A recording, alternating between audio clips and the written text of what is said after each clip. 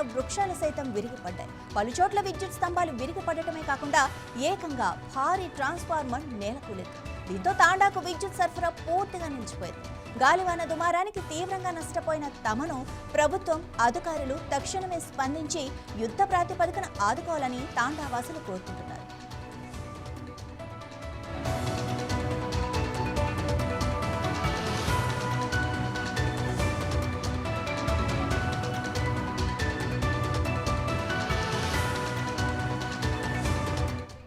ఇంట్లో పూర రేకులు పోయి ఇల్లు కూలిపోయింది, పోట్లేదు, అది పెట్టేదంతా ఇరిగిపోయింది, ఈ సామాన్లు అంతా ఇరిగిపోయింది. ఏం లేదు, మేము రాత్రి నుంచి బయట అనుకున్నాము, ఇల్లు లేదు, మీనా రేకులు పూర పోయింది. ఈ సామాన్లు అంతే 3,000 సామాన్లు ఉండే అంతా ఇరిగిపోయింది సార్. ఒక పక్క ఎండలు మండిపోతున్న